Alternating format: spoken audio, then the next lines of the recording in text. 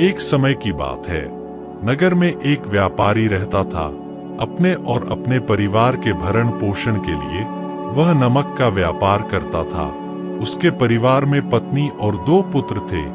व्यापारी के दोनों पुत्रों का स्वभाव बिल्कुल अलग था। जहां एक और बड़ा पुत्र बहुत ही संकोची और शर्मीले स्वभाव का था, उसे किसी से बात करने में भी शर्माती थी, वही उसका छोटा पुत्र बहिर्मुखी स्वभाव वाला व्यक्ति था।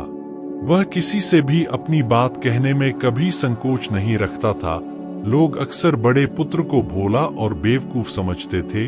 कई बार लोग उसके भोलेपन का फायदा भी उठा लेते थे और वह पलटकर कभी किसी को कुछ नहीं कहता था। व्यापारी अपने पुत्र के इस स्वभाव के कारण बहुत अधिक नाराज होता था। बातचीत ना कर पाने और शर्मीले स्वभाव के कारण व्यापारी ने कई बार अपने पुत्र की पिटाई भी कर दी थी। हालांकि इस वजह से उसके पुत्र का स्वभाव सुधरने के बजाय और भी खराब हो गया। बचपन से ही बड़ा पुत्र बेहद परेशान रहने लगा था। उसके अंदर आत्मविश्वास की कमी हो गई थी। परीक्षा में वह आते हुए प्रश्नों के उत्तर भी अपने डर के कारण नहीं लिख पाता था। इस कारण उसकी शिक्षा भी ठीक ढंग से नहीं हो पाई।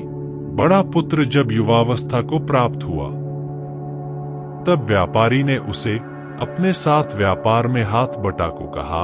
अपने पिता से डर के कारण वह व्यापार करने को तैयार हो गया, किंतु वह कई बार ऐसी गलतियां कर देता था जिससे व्यापारी बहुत अधिक नाराज हो जाता था। एक दिन व्यापारी किसी दूसरे काम के कारण शहर गया हुआ था।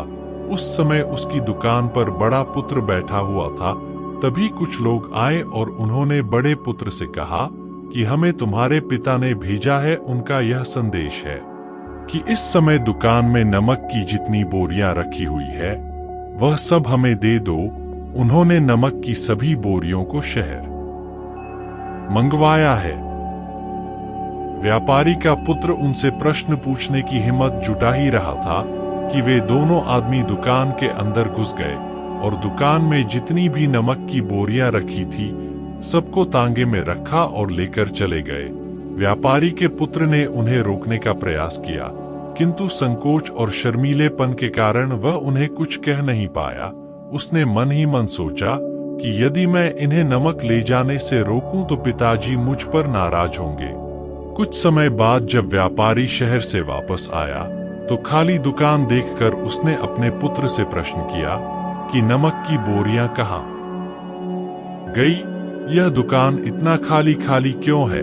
तब बड़े पुत्र ने धीमे स्वर में कहा कि कुछ लोग दुकान पर आए थे और उन्होंने मुझसे कहा कि आपने नमक की बोरियों को शहर मंगवाया है, और दुकान में से सारी बोरियों को निकाल कर लेकर चले गए।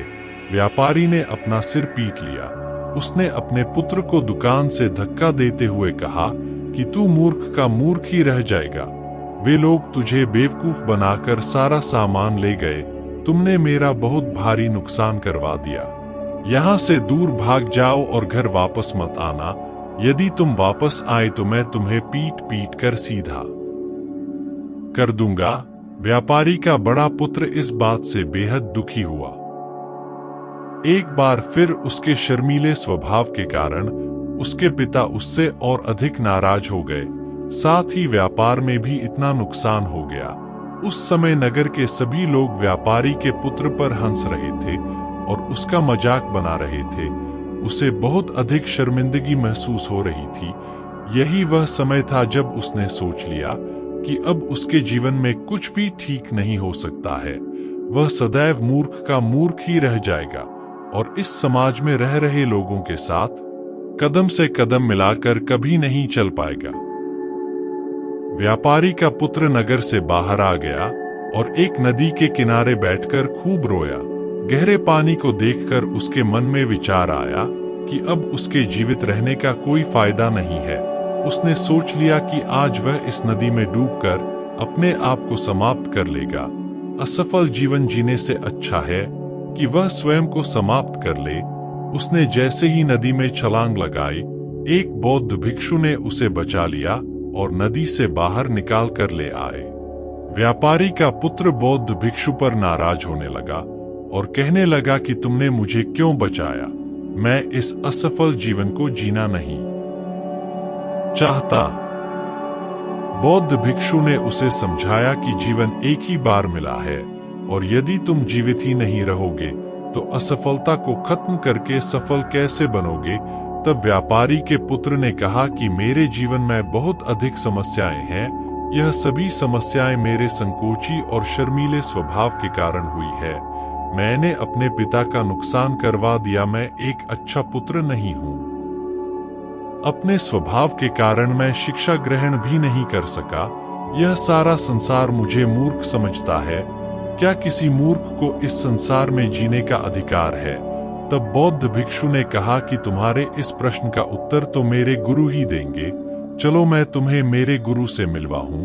व्यापारी के पुत्र ने कहा कि वह किसी से बात नहीं करना चाहता। आज वह अपना जीवन समाप्त कर लेगा। किंतु बौद्ध भिक्षु के बार बार समझाने के बाद वह उनके साथ जाने और उनके गुरु से मिलने के लिए तैयार हो गया। बौद्ध भिक्षु व्यापारी के पुत्र को आश्रम की ओर लेकर गए। वहां पर व्यापारी के पुत्र ने देखा कि एक व्यक्ति पेड़ के नीचे ध्यान मग्न बैठे हुए हैं। तभी बौद्ध भिक्षु ने कहा कि यह हमारे गुरु गौतम बुद्ध हैं। दोनों ने गौतम बुद्ध को प्रणाम किया। वह युवक वहीं पर बैठ गया और गौतम बुद्ध को देखकर रोने लगा। गौतम बुद्ध ने उससे उसके रोने का कारण पूछा। तब उसने कहा कि अब आप ही मेरी आखिरी उम्मीद है। यदि आप मेरी समस्या का समाधान नहीं करेंगे तो मेरा यह जीवन समाप्त हो जाएगा। गौतम बुद्ध ने व्यापारी के पुत्र से उसकी समस्या के बारे में पूछा। तब उसने बताया कि किस प्रकार वह बचपन से ही शर्मीले और अंतर्मुखी स्वभाव का है। इस कारण लोग उसे मूर्ख समझ लेते हैं और उसके पिता भी उससे प्रेम नहीं करते। तब गौतम बुद्ध ने युवक को शांत कराते हुए कहा कि मेरे पास तुम्हारी समस्या का समाधान है। तुम्हारा जीवन बहुत ही आसान हो सकता है। तब युवक ने कहा कि क्या सचमुच ऐसा हो सकता है? आप बहुत ही महान व्यक्ति प्रतीत होते हैं। आपके तो कई शिष्य हैं। हे गुरुदेव, मैं भी आपका शिष्य बनना चाहता हूं। क्या आप मुझे अपने शिष्य के रूप में स्वीकार करेंगे? गौतम बुद्ध ने कहा कि हाँ, अवश्य। युवक ने कहा कि ठीक है गुरुदेव, अब मुझे वह उपाय बताइए जिससे कि मेरा जीवन बदल जाए। गौतम बुद्ध बोले, किंतु उससे पहले तुम्हें मेरे कुछ महत्वपूर्ण कार्य करने होंगे। यदि तुम मेरा यह कार्य करो तब मैं तुम्हें कुछ ऐसे उपाय बताऊंगा जिनके कारण तुम्हारे जीवन में सब कुछ ठीक हो जाएगा और तुम्हारे पिता भी तुमसे प्रसन्न रहेंगे। गौतम बुद्ध ने उस युवक को कहा कि आज से 3 दिन बाद मैं तुम्हें ऐसे उपाय बताऊंगा जिससे तुम्हारा जीवन बदल जाएगा। किंतु 3 दिनों तक तुम्हें मेरे सभी कार्य करने होंगे, मैं जैसा जैसा कहूंगा। यदि तुम वह कार्य को करने में सफल रहे तो तीसरे दिन के बाद तुम्हारा जीवन बदल जाएगा। तुम्हारा पहला दिन कल से शुरू होगा। अभी जाओ और आश्रम में ही आराम करो। अगले दिन व्यापारी का पुत्र गौतम बुद्ध के पास पहुंचा और कहा कि हे गुरुदेव, मुझे पहले दिन का कार्य बताइए। तब गौतम बुद्ध ने कहा कि आज तुम्हें 10 अजनबी व्यक्तियों से बातचीत करनी है और उनका हाल जानना है। इसका लेखा जोखा शाम तक लेकर आना। व्यापारी के पुत्र को बड़ा ही संकोच महसूस हुआ, किंतु उसने गौतम बुद्ध को हाँ कह दिया। वह निकल पड़ा 10 अजनबी लोगों से बातचीत करने। शुरू में उसे बहुत अधिक संकोच हुआ। कई लोग तो डांट कर भगा देते थे। उसके सामने अपना जीवन बदलने का यही एक उपाय था। आखिरकार कोशिश करते हुए उसने 10 अजनबी लोगों के नाम और उनके व्यापार का लेखा जोखा प्राप्त कर लिया। शाम को जब वह गौतम बुद्ध के पास पहुंचा तो प्रसन्नता के साथ उसने गौतम बुद्ध को बताया कि आज का कार्य उसने सही ढंग से पूरा कर लिया है। कुछ लोग तो उसके मित्र भी बन गए हैं। दूसरे दिन फिर वह युवक गौतम बुद्ध के पास पहुंचा। तब गौतम बुद्ध ने कहा कि आज का कार्य है, तुम आश्रम में रह रहे 10 शिष्यों को संबोधित करते हुए उन्हें जल के उपयोग के विषय में पढ़ाओ। गौतम बुद्ध की बात सुनकर व्यापारी का पुत्र हक्का बक्का रह गया। उसने कहा कि आप मुझसे किस प्रकार का कार्य करवा रहे हैं? मैं अपनी शिक्षा ठीक से पूरी नहीं कर पाया हूँ, मैं यह कार्य नहीं कर पाऊंगा। तब गौतम बुद्ध ने कहा कि ठीक है, तब मैं तुम्हें उपाय भी नहीं बताऊंगा। व्यापारी के पुत्र ने प्रार्थना करते हुए कहा कि आप जानते हैं, मेरी शिक्षा अधूरी है, फिर मैं किस प्रकार बालकों को शिक्षा दे सकता हूँ? गौतम बुद्ध ने मुस्कुराते हुए कहा कि यहाँ सिर्फ मैं जानता हूँ कि तुम्हारी शिक्षा अधूरी है, वे बालक नहीं जानते। तुम रोज अपने जीवन में जल का उपयोग करते हो, यही सब बातें जाकर उन बालकों को बतानी है।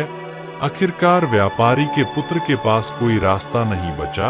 हिम्मत जुटाकर वह उन बालकों के पास पहुंच गया। शुरू में तो उसके हाथ पैर काम पर रहे थे, किंतु आखिरकार उसने जल की विशेषताओं के बारे में बताना प्रारंभ कर दिया।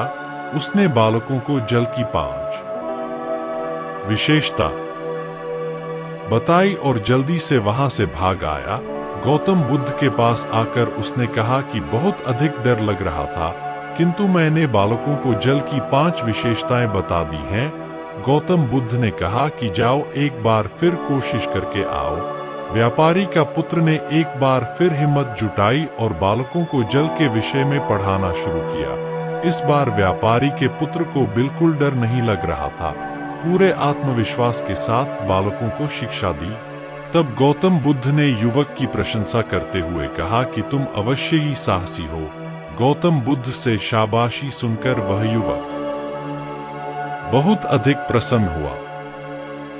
युवक तीसरे दिन जब गौतम बुद्ध के पास आया तो गौतम बुद्ध ने उससे कहा कि आज का कार्य तुम्हें थोड़ा अजीब लग सकता है, किंतु आज तुम्हें अपने पिता से मिलने जाना है। गौतम बुद्ध की यह बात सुनकर वह युवक बहुत अधिक डर गया। उसने कहा कि नहीं नहीं, मैं अपने पिता के सामने नहीं जाऊंगा। गौतम बुद्ध ने कहा कि ठीक है, तब मैं तुम्हें उपाय भी नहीं बताऊंगा। आखिरकार उस युवक को गौतम बुद्ध की बात माननी पड़ी। गौतम बुद्ध ने उसे समझाया कि अपने पिता के पास जाकर उनसे क्षमा मांगना और कहना कि तुम्हें एक और अवसर दे ताकि तुम स्वयं को बुद्धिमान साबित कर सको।